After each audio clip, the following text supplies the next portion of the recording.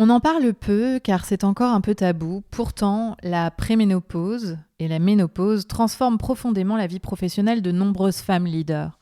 Dans cet épisode, je vous parle de mon expérience et vous aide à comprendre comment ces changements hormonaux influencent votre énergie, votre concentration et vos émotions.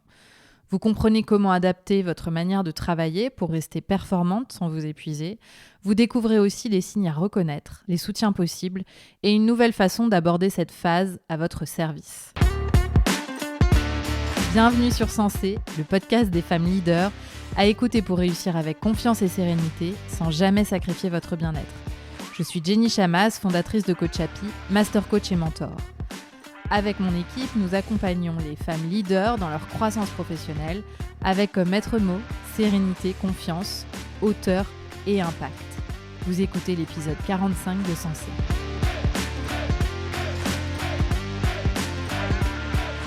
Bonjour chers leaders. Ces 2 dernières années, j'ai pris 5 kilos, comme ça, sans m'en rendre compte, sans rien changer à mon alimentation, ni à ma pratique sportive. J'ai déménagé, je suis sans doute devenue un peu plus sédentaire, ce à quoi je remédie en ce moment à travers la marche, mais au fond, cela n'explique pas totalement ces 5 kilos. Dans le même temps, mes cycles sont devenus plus douloureux. Douleurs dans le bas-ventre et le bas du dos pendant l'ovulation. Jusqu'à présent, j'avais des douleurs seulement pendant mes règles. Intense irritabilité la semaine qui précède mes règles, au point de m'énerver contre absolument tout, surtout à la maison, et d'avoir envie de tout plaquer une fois par mois. J'ai un traitement à base de plantes pendant 3 mois.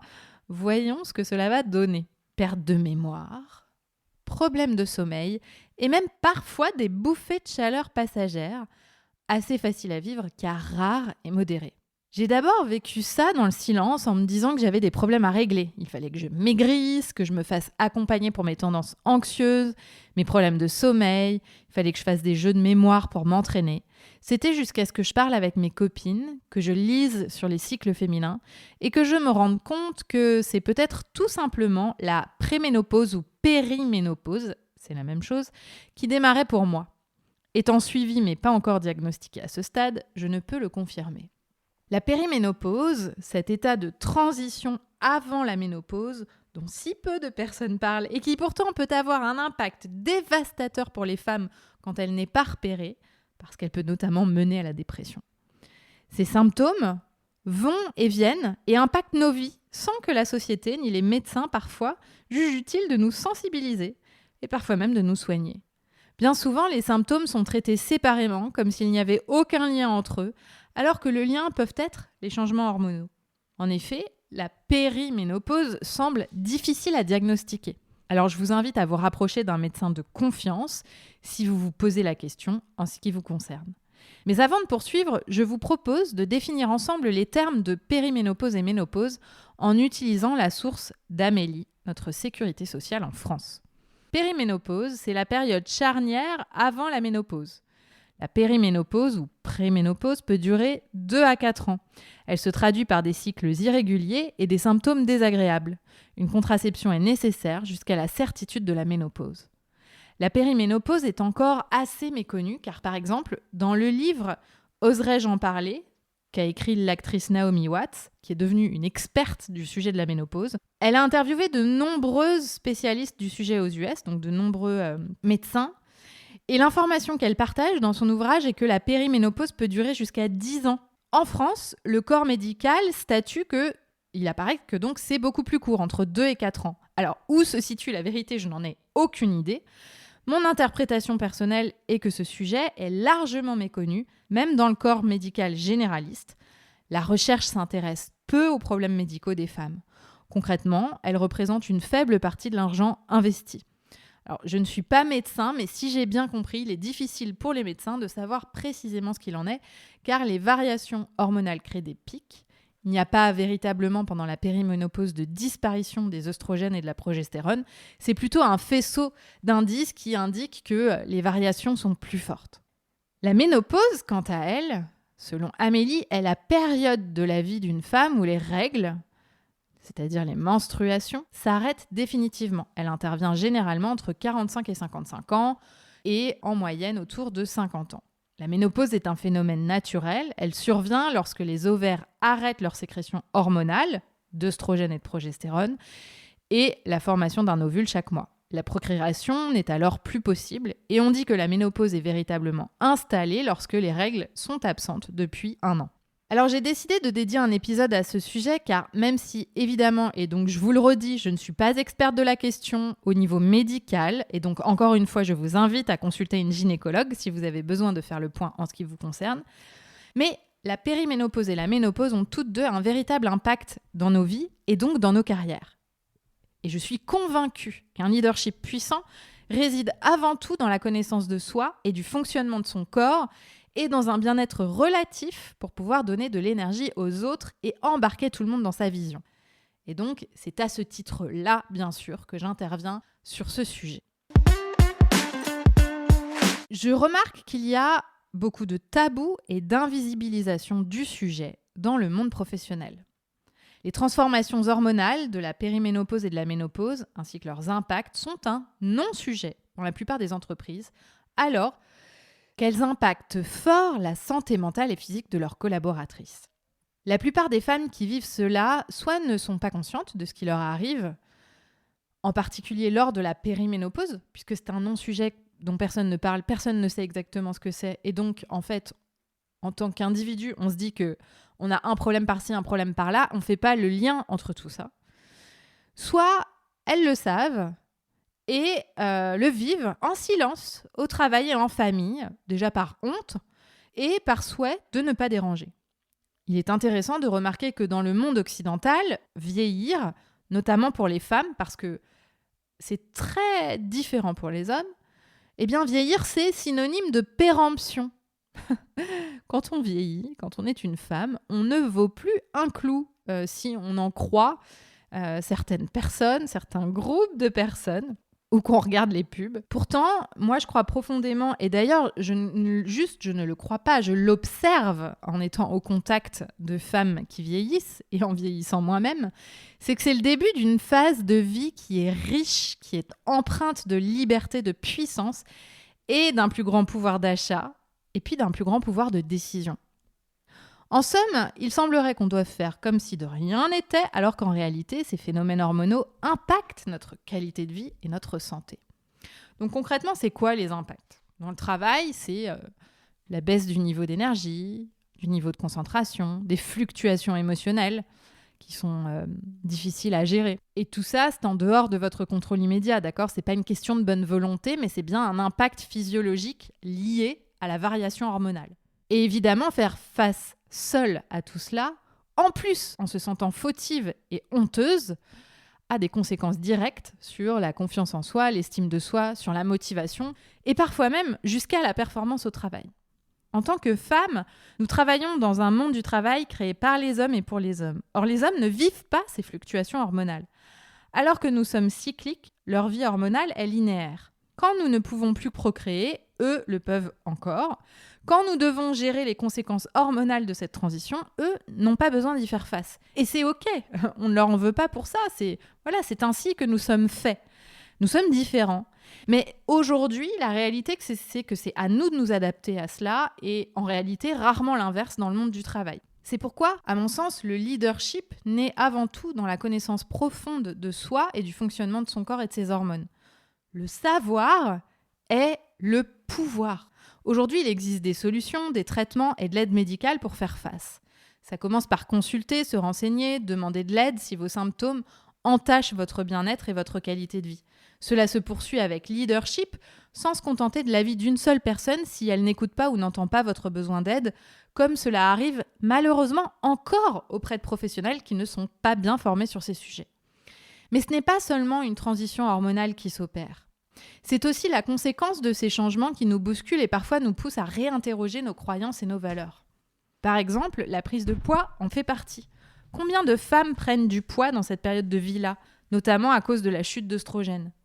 Or, nous vivons dans une société qui valorise les femmes minces comme si cela était le Graal de la vie. Et les femmes viennent à penser qu'elles sont toutes puissantes, qu'elles peuvent contrôler la taille de leur corps, alors qu'il y a tant de choses qu'elles ne peuvent pas contrôler. Et donc, c'est comme si il fallait se battre contre quelque chose d'absolument naturel qu'on ne peut pas contrôler, bien sûr à moins de s'affamer constamment, et encore, ça ne suffit pas. Et donc, moi, il me semble que la ménopause invite les femmes à réinventer leur rapport au corps et à la réussite. Changer le rapport à la taille de son corps, mais aussi au vieillissement de sa peau, de ses cheveux, c'est quelque chose qu'on peut faire grâce au coaching. Comment changer sa perception de ce qui est beau, de ce qui est valable, de ce qui est puissant ? Pourquoi continuer à alimenter la grossophobie alors que votre poids ne constitue en rien qui vous êtes et ce que vous avez à apporter au monde en tant que leader ? Vous êtes bien plus que ça, mes chers leaders. Et cette transition de vie invite à la réflexion. Quand vous êtes mère, les enfants ont grandi, parfois quittent le nid, et c'est l'occasion d'une renaissance, même si c'est aussi le deuil d'une partie de votre vie. Vous êtes à un âge où vous avez de l'expérience professionnelle à revendre et vous avez enfin du temps. Plus besoin de vous occuper de vos enfants. Vous pouvez enfin prioriser ce qui vous fait vibrer sans compromis, même si, je l'espère, vous avez commencé bien avant que vos enfants quittent le nid. Cela vaut bien sûr pour les cas où vous n'êtes pas ou pas encore aidante.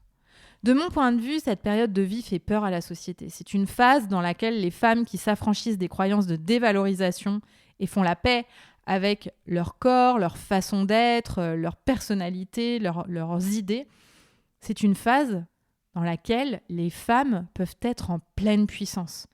En général, moi, ça fait plein de fois que j'entends des femmes qui ont passé la ménopause me dire qu'elles ne se sont jamais autant aimées et senties à l'aise avec elles-mêmes qu'à ce stade. Une fois que elles ont accepté les symptômes, qu'elles les ont traversés, que ça va mieux, il y a une véritable puissance parce qu'à cet âge-là, on sait ce qu'on veut et ce qu'on ne veut plus, on a acquis plus de sagesse et la vie nous a appris ce qui est essentiel et ce qui l'est moins. C'est une phase qui peut être magnifique dans la carrière des femmes. On a gagné en indépendance financière, on ne se définit plus uniquement par la famille ou le couple, on ose par exemple porter des couleurs, des formes souvent bien plus audacieuses que dans la trentaine ou la quarantaine. Finalement, il y a un parallèle assez saisissant entre la sorcière qu'on a chassée pour son indépendance, pour sa sagesse, sa connaissance, et la femme ménopausée que je viens de décrire. À mon sens, il est nécessaire de parler davantage de ce sujet, de le normaliser dans toutes les sphères de nos vies, et notamment dans le travail. On a tant à apprendre des femmes plus mûres, et elles sont un cadeau pour les entreprises. Et pour cela, vous devez être la première à y croire. Ne pas vous laisser décourager par ce que vous entendez. Ça me fait penser à une de nos clientes de coaching qui a 54 ans, qui est dirigeante d'un établissement et actuellement en recherche d'emploi, qui redoute cette recherche d'emploi.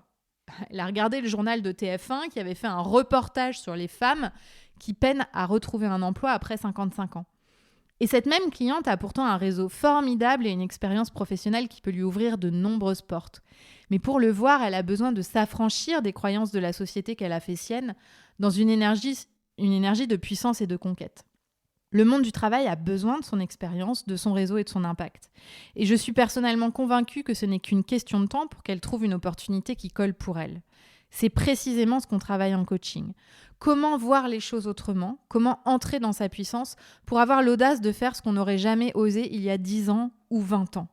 Sachant que même si les chiffres disent le contraire, le fait de penser et de rester dans cette histoire ne va en aucun cas nous aider à en sortir.